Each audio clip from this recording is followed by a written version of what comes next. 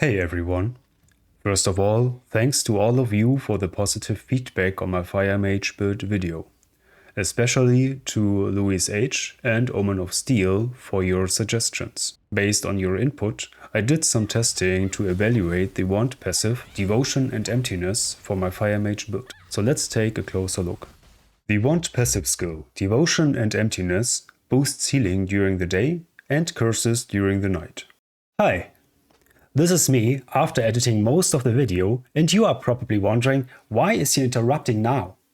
Well, I just realized that the nighttime effect of Devotion and Emptiness may reduce the cooldown of curses, but increases the damage of all skill damage over time effects, not only curses, but including burning as well, for example. So keep that in mind when I talk about the nighttime effect, and let's continue. There are two weapon mastery achievement effects that interact with this passive. Light of Devotion increases the daytime effect by 20%, but reduces the nighttime effect by 50%. Its twin, Eye of Emptiness, increases the nighttime effect by 20% and reduces the daytime effect by 50%. If both of these wand weapon mastery achievement effects are active, the boosts to healing and curses are increased by 20% at all times, removing the separation between daytime and nighttime. This can be checked by comparing the skill cooldowns of healing and curse spells with and without the passive Devotion and Emptiness equipped.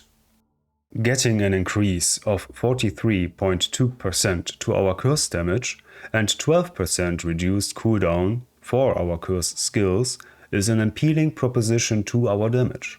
But what needs to be changed to include Devotion and Emptiness and its affiliated weapon mastery achievement effects into our build? Eye of Emptiness is on the same circle as Warrior's Gambit, Shadow Oath and Celestial Boost.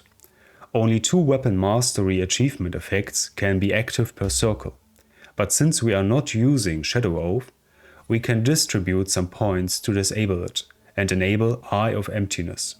Luckily, there is a maximum mana weapon mastery node which fits our build. For the other achievement effect, we have to make a decision. Light of Devotion shares its circle with Vampiric Onslaught, Malicious Focus and Battle Spirit. Vampiric Onslaught needs to stay, and we do not use Battle Spirit at the moment. That means we need to disable Malicious Focus.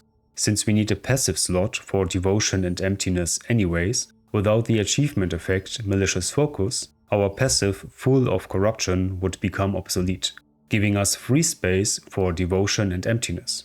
We are trading a buff that gives us 7.2% increased magic damage and 84 mana regeneration for another buff that increases our curse damage by 43.2% and decreases their cooldowns by 12%. But which one is actually better for our DPS? To answer this, I used two methods of comparison. First, I calculated the damage per second of each skill for both passives. And secondly, I measured the time it took to bring down a target dummy and calculated the average time from several tries. Let us start with my first approach. For this, I used the damage values for critical heavy hits for each skill to calculate the total damage per skill use and divided that result with their respective cooldown time to get their damage per second average. I recorded the data in a Google Sheet document. You can find the link to this document in the description. As you can see, the total damage per second is around 32,000.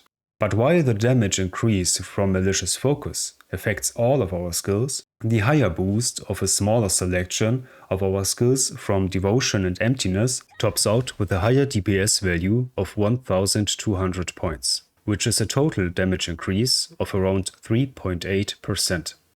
While recording and calculating, I noticed a change in the behavior of Detonator Bombardment. In my last video, I showed you how the lightning spears of Detonator Bombardment consume burning stacks one after another, so that Hellfire Rain can be used to reapply burning stacks in between lightning spears. This seems to be no longer the case. All of the lightning spears of Detonator Bombardment now hit at the same time, despite their animation, and consume all burning stacks at once. Now, Let's get back to comparing Devotion and Emptiness with Malicious Focus and my second approach at it. I calculated the average time it took to bring down a target dummy with 5 million health points for each passive from several tries.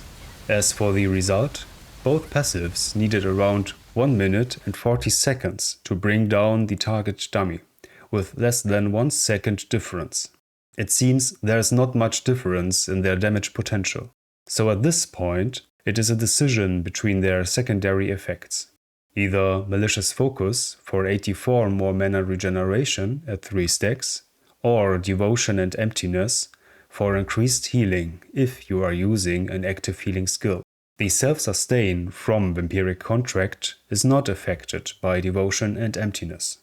If you want to gain more damage per second from Devotion and Emptiness, there are several ways to go about it. You could use Curse Explosion instead of Dark Explosion and keep reapplying those consumed curses, and you could slot in the wand passive Raise Beacon to increase your curse's duration for more Curse Explosion damage. There are 2 more curses that benefit from the 43.2% damage increase as well. There is the Base Curse from Corrupted Magic Circle, which Decaying Touch derives from, but is a separate debuff instance. And there is the weapon passive Tavern's Hunger from the wand Tavern's Grasp of Withering, which applies an additional curse with a 15% chance when we use a wand skill to apply a curse ourselves. While Tavern's Wand is pretty costly, getting at least 3 curses on a target is possible. There is the Corrupted Hit Wand achievement effect, which already applies Touch of Despair and Decaying Touch on our target. Then we can use the base form of Corrupted Magic Circle to apply our third curse. There are 2 notable wand weapons. First, there is Deckman's Balefire Scepter and its Deckman's Rampage weapon passive, which applies the Corrupted Magic Circle curse with the Ray of Disaster skill. And secondly, there is the Codex of Deep Secrets and its weapon passive Nightmarish Magic Circle, which increases the damage from Corrupted Magic Circle by 25%, but changes the area to an aura, which makes it ill-suited for ranged magic casters. For my part, I will stick with Malicious Focus as my passive. Both passives offer similar DPS outputs for my build, but since I will be using Calanthia's Spire of Torment, I expect the passive Malicious Focus to benefit more from the legendary staff's higher base weapon damage. And that's it for this video. If it was informative or helpful, please leave a like or even subscribe. If you have any questions or suggestions, you can ask me in the comments section or join me live on Twitch. Until next time, stay hydrated, stay focused, and have a good day. Bye bye. Now, let's get back to comparing Devotion and Emptiness.